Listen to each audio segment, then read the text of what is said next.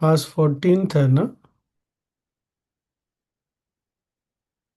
नहीं, 14th हो गया था।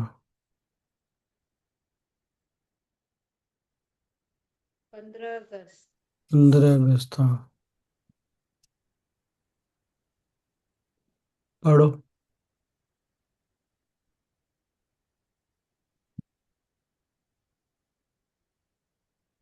शुरू से ही पढ़ ले क्या? एक पैरा की शुरुआत का ही हुआ था। पढ़ लो, कोई बात नहीं।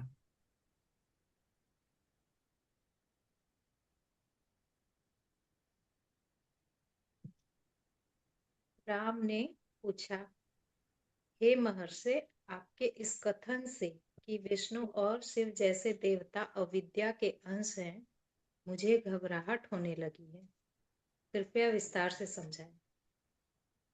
वशिष्ठ ने उत्तर दिया, परम सत्य अर्थात सच्चित आनंद चिंतन और बुद्धि से परे है। यह परम शांति है, सर्वव्यापक है। यह कल्पना और वर्णन से परे है। संकल्पना शक्ति में यह स्वभावतः उत्पन्न होती है। इसके तीन रूप हैं, सूक्ष्म, साधारण और स्थूल।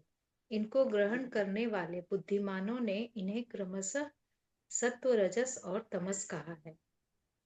ये तीनों मिलकर प्रकृति की रचना करते हैं। अविद्या या अज्ञान प्रकृति है। यह तीन प्रकार की है।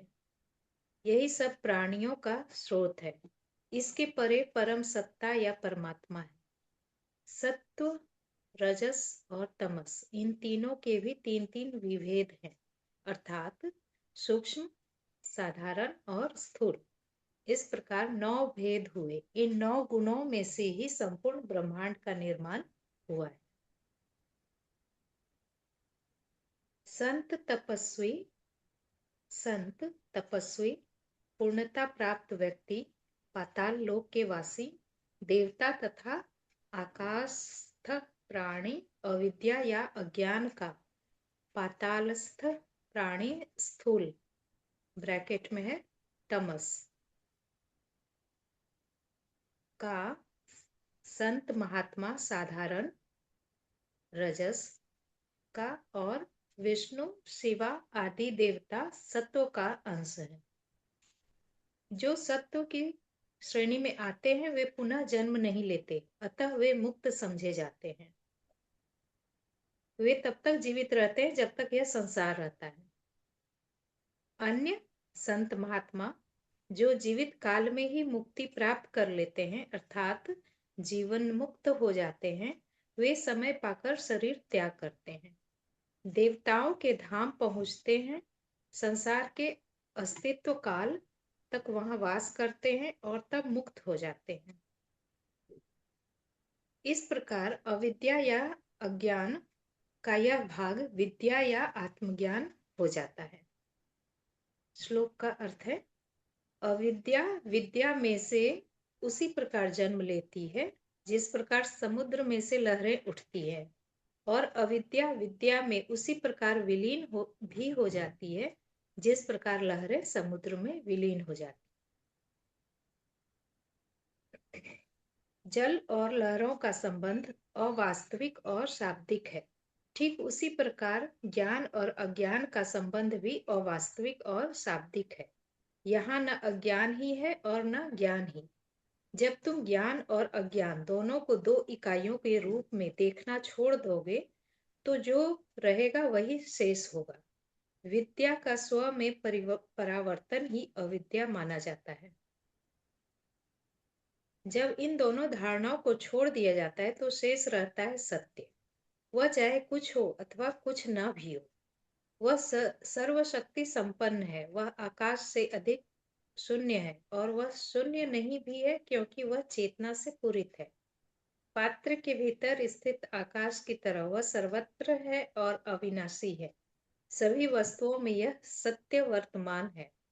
चुंबक अपनी उपस्थिति से लौह चूर्ण को गति प्रदान करता है, अर्थात वह बिना सोचे ही ब्रह्मांडीय हलचल उत्पन्न करता है।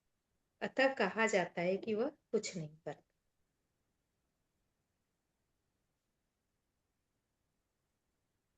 जय हिंद। 15 अगस्त का है। वो बोलते हैं ना कि नॉलेज और दूसरा इग्नोरेंस दोनों साथ में ही एग्जिस्ट करेगा। क्यों? क्योंकि दोनों द्वैत का हिस्सा है, एक दूसरे के बिना नहीं हो सकता, इसीलिए ऐसा लिख रहे हैं।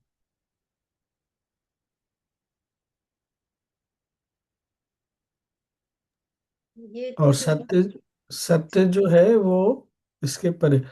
चुंबक का उदाहरण कोई बहुत बड़ी चीज नहीं है। गीता में उदाहरण देते हैं सूर्य का, कि सूर्य के होने से चीजें हो जाती है। तो जैसे जो भी है, पौधे खिलते हैं, पक्षी सुबह जागते हैं, हम जागते हैं, ये सब अपने आप होता है, सूर्य करता कुछ नहीं है।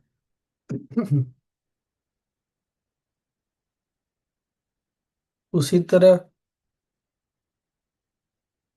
चुंबक का उदाहरण दिया कि उसके होने से चीजें, आसपास जो भी लोहा है उस पे फर्क पड़ जाता है, पर वो करता कुछ नहीं है। ऐसा कोई इंटेंशन नहीं होता है करने का। उसी तरह इसको आप दो तीन तरह से देख सकते हैं कि जब जो गुण जैसा रहेगा, जिस मात्रा में रहेगा, वैसे ही चीजें मूव करेगी। या ईश्वर के होने से सारी चीजें हो जाती है, ईश्वर कुछ ऐसा करने का सोचता नहीं है। दोनों तरह से देख सकते हैं।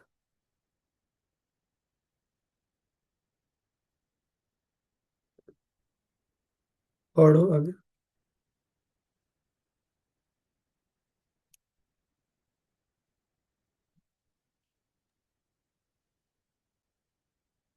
परिज्ञाय परित्यागो वासनानां य उत्तमः सत्ता सामान्य रूपत्वं तत् कैवल्य पदम विदुः। वशिष्ठ ने आगे कहा, अतः चर और अचर प्राणियों से युक्त यह दृश्य संसार कुछ है ही नहीं, कुछ भी भौतिक भूतों से उत्पन्न नहीं है, कुछ भी भौतिक नहीं है। यदि संकल्पना जो होने या न होने संबंधी धारणाओं को उत्पन्न करती है को छोड़ दिया जाए, तब इस बात का बोध होगा कि ये सभी जीव वैयक्तिक आत्माएं ब्रैकेट में है, ये सभी जीव आदि शून्य अभिव्यक्तियां हैं। अज्ञान के फलस्वरूप मन में जितने भी संबंध जन्म लेते हैं वे अविद्यमान प्रतीत होते हैं। जब रस्सी को सांप मान लिया जाता है तब कोई उसमें दंशित नहीं होता। आत्मज्ञान का अभाव ही अज्ञान या भ्रम के नाम से जाना जाता है। जब आत्मा का ज्ञान प्राप्त हो जाता है तो व्यक्ति असीम ज्ञान के छोर पर पहुंच जाता है। जब चेतना अपने को पदार्थ के रूप में मान लेती है और पदार्थ के रूप में अपना निरीक्षण करती है, तब अविद्या या अज्ञान उत्पन्न होता है। जब कर्ता और कर्म की धारणा छोड़ दी जाती है तो वास्तविकता को ढकने वाले सभी आवरण हट जाते हैं। व्यक्ति विशेष व्यक्ति मन से अलग नहीं। जब मन नहीं रहता तब व्यक्तिकता भी समाप्त हो जाती है। वह ब्रैकेट में व्यक्तिक तभी तक रहती है जब तक व्यक्तित्व संबंधी धारणा बनी रहती है। जब तक पात्र है तब तक उसके अंदर और बाहर आकाश की धारणा भी रहेगी। जब वह टूट जाएगा तब असीम आकाश ही अकेला होगा। पात्र के बनने से पहले भी यही स्थिति थी। हम्म। बार क्या? बार देखो वो सेल्फ नॉलेज और इग्नोरेंस। दुनिया में स्वयं को नहीं जानना, सत्य को नहीं जानना, एक ही अज्ञानता है। और इसका दूसरा पहलू देखें तो ज्ञान एक ही है, स्वयं को जानना। इसके अलावा कोई ज्ञान नहीं है। तो जो कुछ भी हम कर रहे हैं ना, चाहे नॉलेज का डिस्कशन है, चाहे साधना है, उसका उद्देश्य एक ही है, स्वयं को जानना।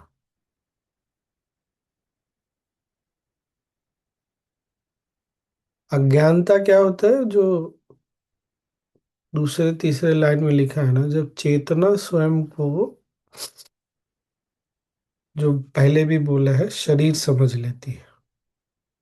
जब हम अपने आप को शरीर मानते हैं, अज्ञानता बस वही है। चेतना अपने को पदार्थ के रूप में मान लेती है। वही पदार्थ मतलब क्या, कुछ है। चेतना हम अपने आप को चैतन्य है ऐसा तो सोचते नहीं। हम कुछ हैं, तो कुछ क्या होगा, पदार्थ ही होगा। वहीं से तो सारा खेल शुरू होता है। जब कोई वस्तु है तो उसको जानना,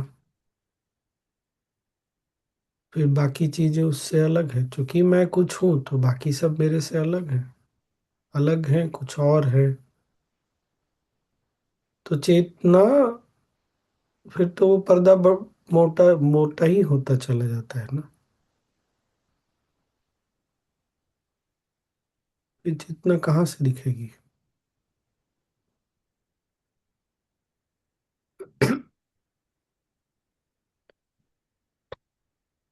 आगे पढ़ो। पढ़ो।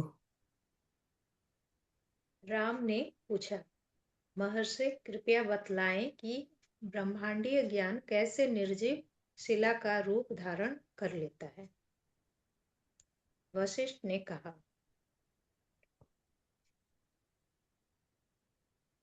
ये सवाल जो है स्वामी जी, ये सवाल क्या है? तो ब्रह्मांडीय ज्ञान सवा, कैसे निर्जीव सवाल, शिला। प्रश्न ये है कि आखिर इस चेतना ने ये सारा रूप कैसे ले लिया? हम्म, अचेतन, वशिष्ठ अचेतन रूप कैसे ले लिया, हाँ। वशिष्ठ ने कहा, शिला आदि पदार्थों में चेतना अचल रहती है, अपनी चिंतन शक्ति को त्याग देती है, परंतु वह अमन की स्थिति को प्राप्त नहीं होती।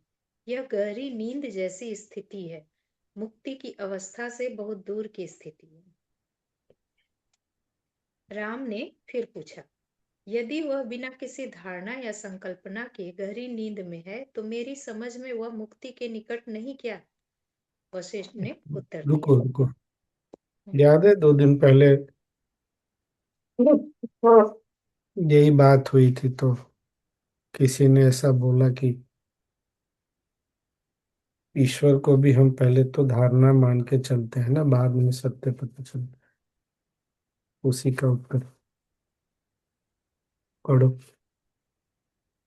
वशिष्ठ ने उत्तर दिया, मोक्ष, मुक्ति या असीम का बोध कोई ऐसी सत्ता नहीं जो चल प्राणी के रूप में हो। मोक्ष ब्रैकेट में है मुक्ति या आत्मबोध, वह स्थिति है जो शांति से परिपूर्ण है और बुद्धिमत्ता पूर्वक आत्मा में अनुसंधान करने से तथा भीतर जागृति उत्पन्न होने पर अस्तित्व ग्रहण करती है। श्लोक का अर्थ है, जब सजगता पूर्वक अनुसंधान के द्वारा पवित्र आत्मा बद्ध मानसिकता संशक्तियों से ऊपर उठ जाती है तो प्राणी को कैवल्य प्राप्त होता है। कैवल्य ये मोक्ष। कैवल्य, कैवल्य पतंजलि योग सूत्र में भी है, ये हाईएस्ट हाईएस्ट स्टेट मानते हैं। मोक्ष का, मोक्ष के बारे में मोक्ष के नहीं, मतलब ब्रैकेट में मोक्ष ये लिखा है। चेतना की स्थिति, सबसे उच्च स्थिति। इसको आगे पढ़ लो। ज्ञानी कहते हैं कि प्राणी विशुद्ध आत्मा में अर्थात ब्रह्म में अनुसंधान के द्वारा तभी स्थापित होता है जब वह संतों द्वारा प्रतिपादित सत्य की प्रकृति को जान लेता है। हम लोग तो हम्म, कर ही रहे हैं। कर ही रहे हैं, और साथ में बीच बीच में जो मन भटकने के लिए आता है ना, जैसे आज किसी ने मैसेज किया कि स्वामी जी मुझे, और चूंकि सोशल मीडिया पे आजकल बहुत लोग प्रमोट करते हैं, क्या सीखने का मन है, तो देवी साधना सीखने का मन है। एक दिन किसी ने बोला मुझे मन करता है किसी और का सुनने का।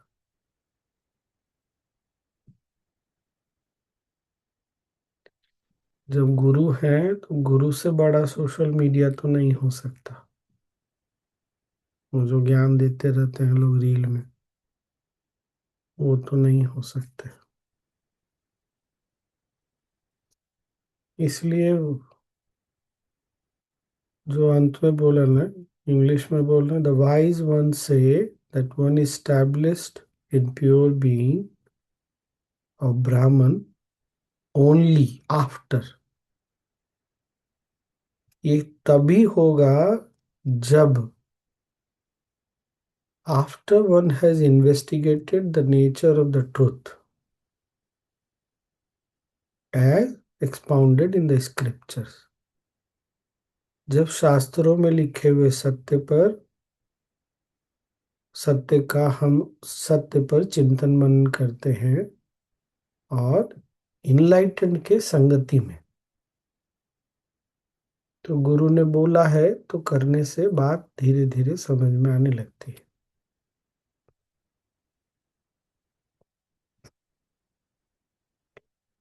राम जी का जो प्रश्न था ना, वो भी याद रखना है।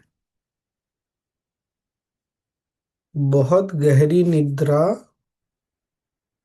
का अर्थ ये नहीं है कि वो मुक्ति की स्थिति है, वो जड़ स्थिति है। जैसे बहुत लोगों को ना,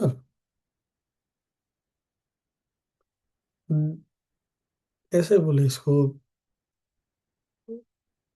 देख के लगता है कि उनको तो कोई ये नहीं है, कोई फर्क ही नहीं पड़ता, चिंता नहीं, पर इतना जड़ हो गई है चेतना कि उसको कुछ पता नहीं चलता।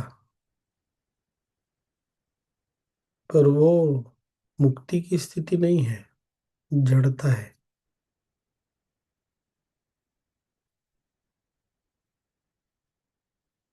कौन बोल रहा था मेरे को? हाँ, उस दिन प्रवीण जी बोल रही थी ना कि सारा परेशानी क्या हम ही लोग को होता है क्या, बाकी लोगों को नहीं होता है क्या? जब चेतना इतनी जड़ता में होती है ना, तो उसको कुछ पता नहीं चलता है। पर इसका मतलब ये नहीं है कि वो मुक्ति की अवस्था के पास है या मुक्ति की अवस्था में। ऐसा कभी नहीं सोचिएगा। और बहुत लोगों को मैंने देखा है साधना पथ में गुरु के पास रहते हुए ना, ऐसा लगता है सारा परेशानी हम ही को है क्या। हमको सारा परेशानी नहीं है, सामने वाला जड़ है। और जड़ अवस्था में क्या होता है? कुछ नहीं होता।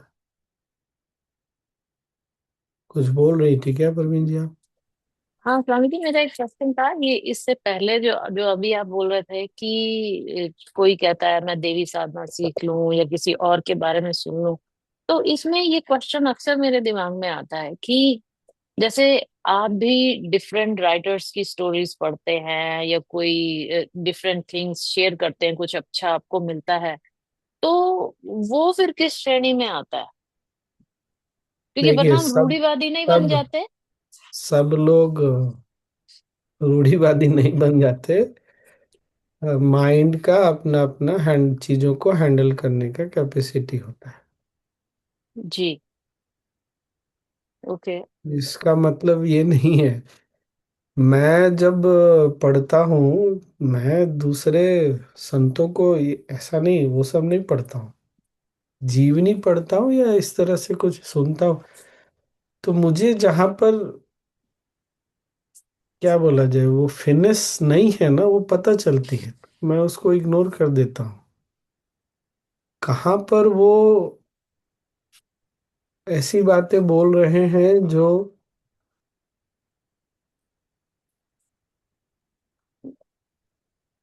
गुरुदेव जो बता रहे हैं ना, वो बहुत हाई है, बहुत हाईएस्ट नॉलेज है, बहुत जी। सिंपल अनकॉम्प्लिकेटेड है।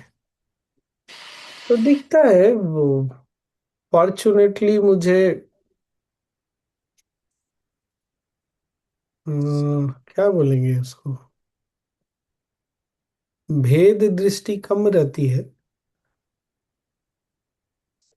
मुझे समझ में आता है कि कौन किस अवस्था में बात कर रहा है। सब लोग गुरुदेव वाली अवस्था में तो नहीं है। हम्म। नहीं, मेरा होता है। मकसद आप पे उंगली उठाना नहीं था, बट आई वाज नहीं सेइंग कि नहीं, मैं खुद वो पे मैं ये सब, देखा है। एक मिनट, मैं समझ गया।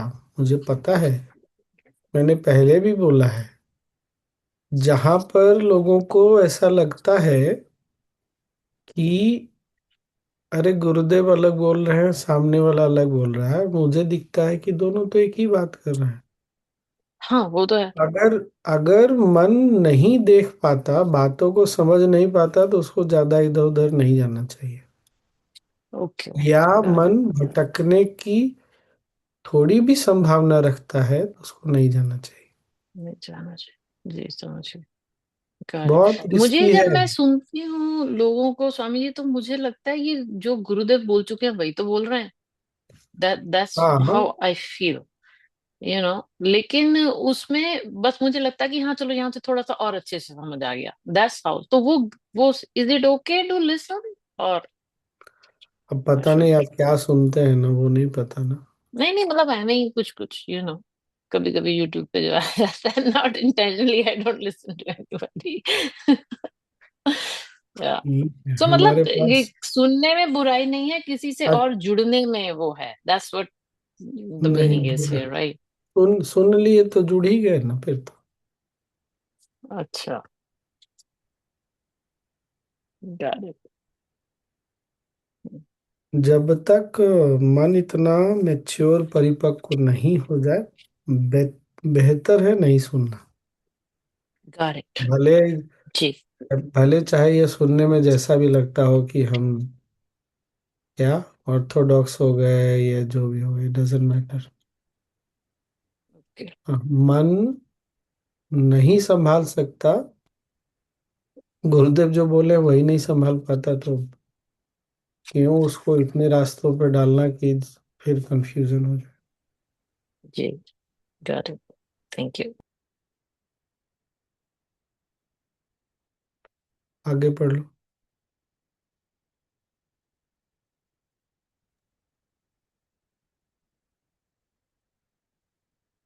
यत्रास्ति वासना बीजम तत् सुषुप्तम न सिद्ध्यते।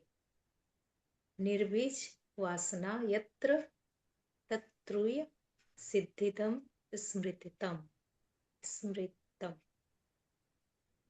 वशिष्ठ ने कहा, चाहे सूक्ष्म अर्थात बीज रूप में ही सही, हृदय में जब तक बद्ध मानसिकता अस्तित्व में रहता है, तब तक गहन निद्रा की स्थिति भी रहती है। यह पुनर्जन्म दिलाती है। कुछ अवस्थाओं में इस स्थिति में शांति का भी अनुभव होता है और मन भी आत्मालीन प्रतीत होता है। यह है वस्तुतः जड़ की स्थिति ही, जो दुख का स्रोत है। यही स्थिति शिला आदि निर्जीव और अचल पदार्थों की होती है। ऐसे पदार्थ वासना से मुक्त नहीं होते, क्योंकि इनमें वासना उसी प्रकार निहित और प्रच्छन्न होती है जिस प्रकार बीजों में फूल छिपे रहते हैं और मिट्टी में पात्र। श्लोक का अर्थ है, जहाँ वासना का बीज ब्रैकेट में प्रवृत्ति, संशक्ति या मनोवैज्ञानिक परिबद्धता रहता है, वहां स्थिति गहन निद्रा के समान है। यह परिपूर्णता नहीं है। जब वासना पूरी तरह से नष्ट हो जाती है और वासना की अंतर्हित शक्ति भी समाप्त हो जाती है, तो उसे चौथी स्थिति ब्रैकेट में जागृत, स्वप्न और सुषुप्ति से भिन्न और इंद्रियातीत स्थिति कहते हैं। यही परिपूर्णता लाती है। वासना अग्नि, ऋण, रोग, शत्रु, मित्रता, घृणा और विष, ये सभी कष्टकारक होते हैं। इनके चले जाने के बाद भी इनका कुछ अवशेष रह ही जाता है।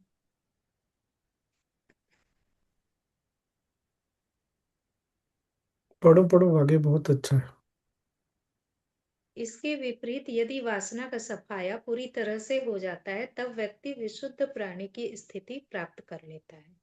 भले ही ऐसा व्यक्ति रहता हो अथवा नहीं, वह पुनः दुख से आक्रांत नहीं होता।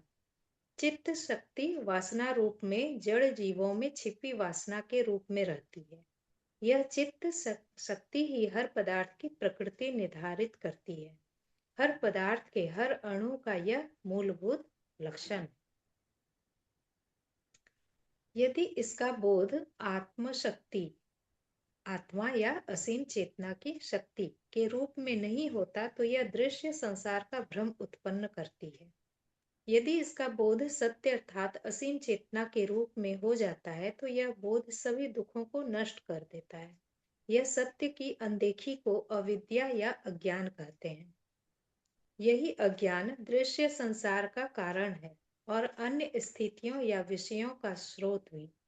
जिस प्रकार पहला विचार नींद में खलल डालता है तथा उसे नष्ट कर देता है, उसी प्रकार हल्की सी अंतर जागृति भी अज्ञान को नष्ट कर देती है। जब कोई हाथ में दीपक लिए हुए अंधकार में प्रविष्ट होता है और उसे देखना चाहता है, तो वह अदृश्य हो जाता है। जब अनुसंधान रूपी प्रकाश अज्ञान पर डाला जाता है, तो अज्ञान अदृश्य हो जाता है। जब कोई अनुसंधान प्रारंभ करता है कि मैं क्या हूँ, इस रक्त मांस के शरीर में मैं क्या हूँ, तो अज्ञान तत्क्षण तिरोहित होता है। जिसका आरंभ है उसका अंत भी है। यदि उन समस्त वस्तुओं का निषेध कर दिया जाए जिनका आरंभ में होना असंभव माना जाए, तो शेष सत्य ही रह जाता है, जो अविद्या या अज्ञान का नाशक है। तुम उसे कुछ नाम दे सकते हो और नहीं भी, परंतु उसे जानना आवश्यक है, और जो ज्ञान आवश्यक है, जो अज्ञान के नाश के बाद शेष रहता है, इसकी अनुभूति होनी ही चाहिए। जो स्वाद एक प्राप्त करता है, वह दूसरा नहीं प्राप्त कर पाता। किसी की अविद्या या अज्ञान का नाश सुनकर किसी में आत्मज्ञान का उदय नहीं होता। हर एक को उसका बोध प्राप्त करना होता है। मतलब सबको अपना अपना साधन। हम्म।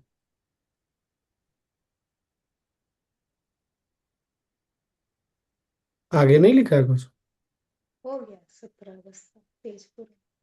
इंग्लिश में लिखा है उसके बाद, इन शॉर्ट, अविद्या is the belief that there exists a reality which is not Brahman or cosmic consciousness. When there is the certain knowledge that this is indeed Brahman, अविद्या ceases. अविद्या क्या है? इस बात में विश्वास रखना कि सृष्टि में कुछ ऐसा भी है जो सत्य नहीं है, चेतना नहीं है, ब्रह्म नहीं है। जैसे वो कल वाले सत्संग में कोई पूछ रहा था ना, कल या एक दो दिन पहले, कि जो गलत कार्य करते हैं उसमें भी ईश्वर है, कैसे मान ले। ये बहुत बड़ा डिबेट चल रहा है। कहीं एक जगह भी अगर हम ब्रह्म को की उपस्थिति को नकारते हैं, तो हमारी अज्ञानता और मजबूत हो जाती है। बस इतना ध्यान रखना है। वही अविद्या का कारण बनती है। और जहाँ अविद्या है, तो फिर क्या होगा जीवन में? सुख कितना, दुख कितनी, परेशानियां रहेंगी। वही अविद्या ही, बार बार यही बोल रहे ना, अविद्या ही, अज्ञानता ही सारी परेशानियों का जड़ है। इसलिए दुनिया में कहीं कुछ भी हो रहा हो, अपने जीवन में कुछ भी हो रहा हो, आसपास कुछ भी हो रहा हो, अच्छा लगता है या नहीं लगता है, अपनी श्रद्धा नहीं छोड़ सकते। कुछ भी ऐसा नहीं है। अब ईश्वर बोलने में नहीं ठीक लगता है तो कोई बात नहीं, ब्रह्मन ब्रह्म से परे है, उसकी दृष्टि से भी परे कुछ नहीं है। सब कुछ इसकी दृष्टि में चल रहा है, सब कुछ उसी में चल रहा है, और सब कुछ वही है। हमारा मन चीजों को लॉजिकली देखना चाहता है, तर्क संगत दृष्टिकोण से। और तर्क हमारे क्या बोलेंगे उसको, नॉलेज पर डिपेंड करता है। हम हमारी जानकारी पे, हमारी जानकारी बहुत सीमित है। जैसे याद होगा एक बार गुरुदेव ने हम सबको चौंकाया था ना, कि अंधेरे में अधिक दिखता है कि प्रकाश में अधिक दिखता है, याद है? गुरुदेव ने ऐसे पूछा, फिर बोले देखो, प्रकाश में कहाँ अधिक दिखता है? अंधेरा होता है तो तारे दिखते हैं, इतनी सारी चीजें दिखती हैं, तो प्रकाश से अधिक तो तुम अंधेरा में देखते हो। तब एक नया आयाम खुला। अब वो लॉजिक कैसा था? हमारी समझ बहुत सीमित है, और इसलिए भी मैं बार बार बोलता हूँ कि प्रकृति पर कभी भी उंगली नहीं उठाना चाहिए। जो कुछ भी सृष्टि में हो रहा है, जहां भी हो रहा है, चाहे व्यक्तिगत जीवन में हो रहा है, उस पर उंगली उठा करके हम आगे नहीं बढ़ सकते। उंगली उठती है के कारण, हमारी अज्ञानता के कारण, और जितनी बार हम उंगली उठाते हैं उतनी बार हमारी अज्ञानता और मजबूत हो जाती है। और जहाँ अज्ञानता विद्या मजबूत होगी, वहां पर फिर ज्ञान का स्थान तो छोटा होता चला जाएगा। गणेश, क्या बोल रहे हो?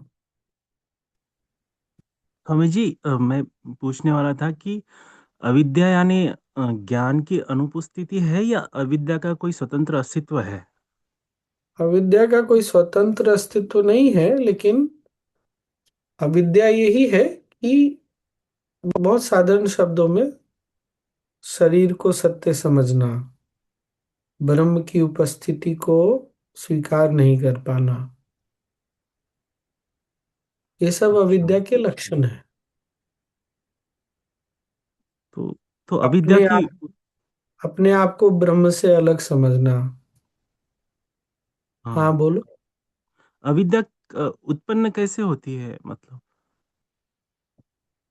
क्या उसका उत्पन्न का कुछ उसका सोर्स नहीं है, मतलब उसको सिर्फ नष्ट ही किया जाता है ऐसे ही? उसका सोर्स भी ब्रह्म है। अच्छा। ब्रह्म के बाहर कुछ भी नहीं है। अब वो अविद्या से कैसे बाहर निकले, तो पूरा ज्ञान तो उसी के लिए चल रहा है। कैसे? अज्ञानता से बाहर कैसे निकले, तो अब स्वयं को जान करके, हाँ। मैं चेतना हूं, ये सब पूरी सृष्टि केवल चैतन्य है, ये इस बात को जान के, समझ के, इसको रियलाइज करके, तो फिर वो अविद्या का कोई स्थान नहीं रह जाता। तो हम्म। जितनी बार इस तरह की चीजें मन में भावनाएं उठती हो ना, तुरंत सजग होकर छोड़ना चाहिए।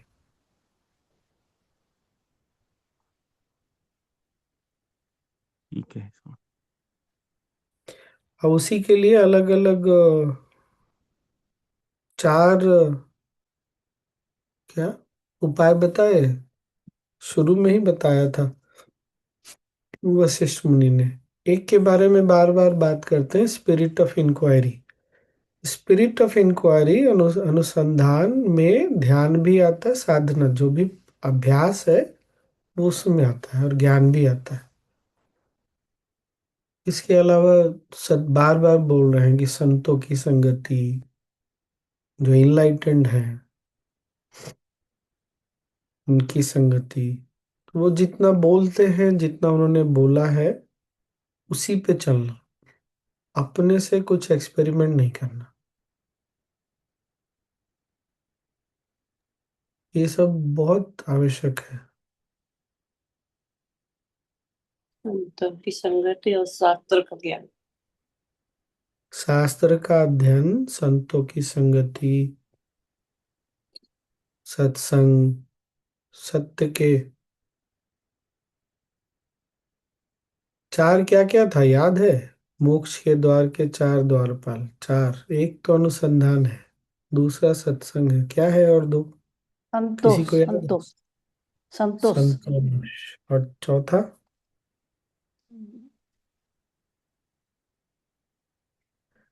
कल या परसों हमने बात किया, कल था ना, संतोष नहीं होता तो संतोष की जगह दूसरा चीज क्या होता है? लालसा होती है मन में। लालसा होती है तो फिर क्या होता है, याद है? सोनी पढ़ी थी पूरा, तुम तो याद रखो, कोई तो बोलो। लालसा होती है तो फिर सारी चीजें, भावनाएं इकट्ठी होने लगती हैं। ईर्ष्या होती है, दूसरों को क्रिटिसाइज करते हैं, मन में कड़वाहट होता है। इसीलिए संतोष। संतोष क्या है? वर्तमान में जो है, जितना है पर्याप्त है, और जो नहीं है वो अभी नहीं होना चाहिए था, इसीलिए नहीं है। ये चेतना पे, ब्रह्म पर विश्वास।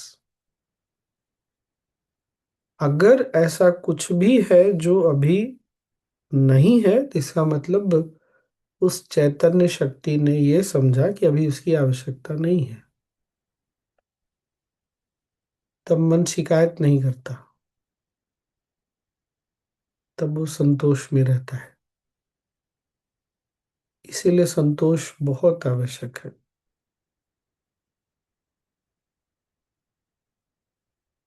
और अपना अभ्यास तो नहीं छोड़ सकते, वो तो हम बार बार बात कर रहे हैं ना, अभ्यास छोड़ के आगे बढ़ ही नहीं सकते। मन है,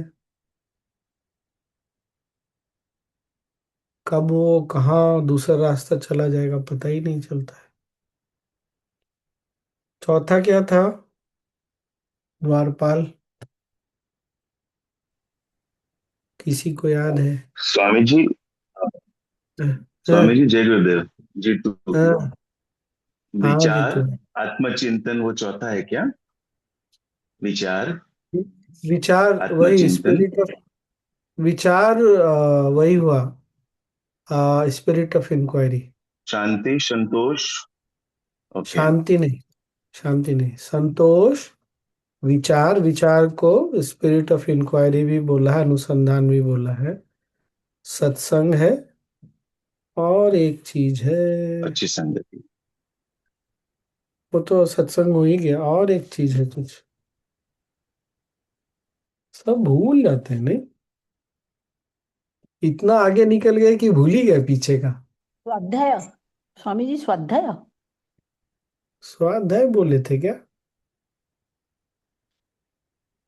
हम्म, कुछ तो था इस तरह से, देख के आइए कल, सब लोग बताइए, सबके पास जी तो बुक होगा। जी। संतों की वाणी हो सकता है सर। हो क्या सकता है वो छोड़ो ना, देखो क्या लिखा हुआ है। आत्मनियंत्रण स्वामी जी। सेल्फ कंट्रोल, आत्मनियंत्रण। Control, self control. Swami ji. साधना से, साधना से क्या होता है? कंट्रोल बढ़ता है बहुत। स्वामी जी चौथा है वैराग्य। वैराग्य नहीं है। शुरू शुरू में वैराग्य कैसे बोल देंगे वो। संपत्ति धर्म जन पाते। साधना से क्या होता है, सब कुछ बढ़ता है, केवल अभ्यास से वो बढ़ जाता है। चार हो गए ना इसलिए स्वामी जी, संतोष, spirit of inquiry, self control और कंपनी ऑफ एनलाइटन, है ना? हाँ, सत्संग, अनुसंधान। स्पिरिट ऑफ, सॉरी, सन इनलाइटन का कंपनी नहीं बोला है, सत्संग बोला है। अच्छा, संतोष है, सत्संग। सत्संग है, अनुसंधान है, आत्मनियंत्रण। हाँ, आत्मनियंत्रण, कंट्रोल।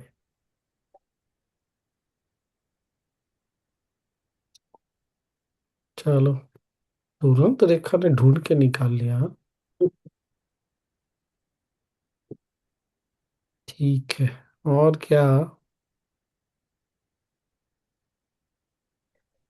और बार बार वही कंसेप्ट्स, टेंडेंसीज, प्रवृत्तियां, कंसेप्ट्स मतलब बद्ध मानसिकता, कंडीशनिंग, ये है, हम सबका है।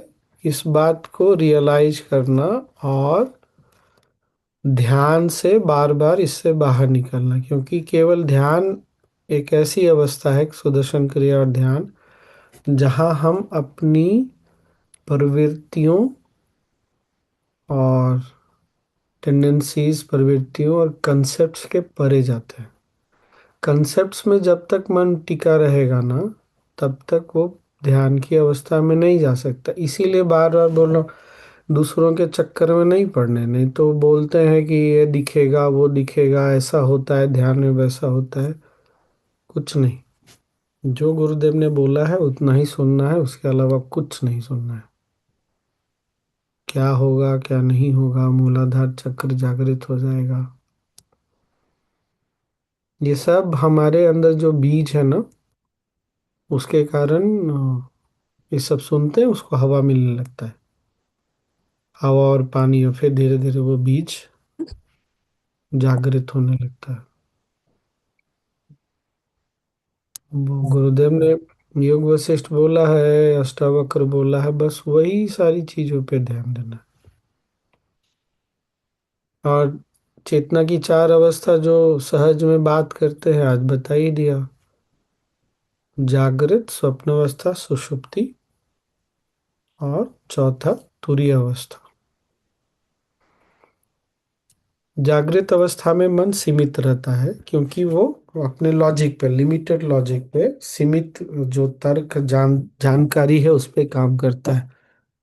सुषुप्ति में सोया हुआ ही है।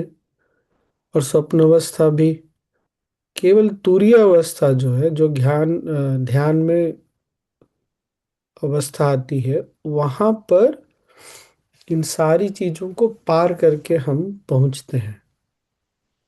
इसीलिए ध्यान जो है हमारे, फिर अपने आप वो हमारा ज्ञान जो है ना बढ़ने लगता है, क्योंकि हम उस अवस्था में पहुंचते हैं। इसीलिए वहां पर सब कुछ है, पर मिलेगा वही जो प्रकृति देना चाहती है। सब कुछ हम नहीं ले सकते। हम कितना तैयार हैं, किस चीज के लिए तैयार हैं, वो प्रकृति देखती है। तो जागृत, सुषुप्ति एंड स्वप्न अवस्था, ये तीनों सीमित करते हैं हमको। केवल तुरीय अवस्था जो है, वही हमको चेतना के अपने स्वयं के रूप से परिचय कराता है, ब्रह्म से परिचय कराता है। स्वाद, चेतना के संपर्क में हम आते हैं विशुद्ध रूप में। इसीलिए ध्यान नहीं छोड़ सकते,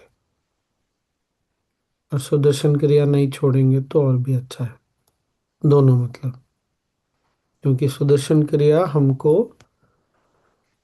मन जहाँ जहाँ अटकता था, जहाँ जहाँ अटका था, जिसका बीज हमारे अंदर है ना, उसको साफ करने में बहुत शक्तिशाली है। जब वो उसकी सफाई होती है तो मन को बाहर उसके परे जाने में ना बहुत आसान हो जाता है। ठीक है। विभूति जी कुछ बोल रही हैं?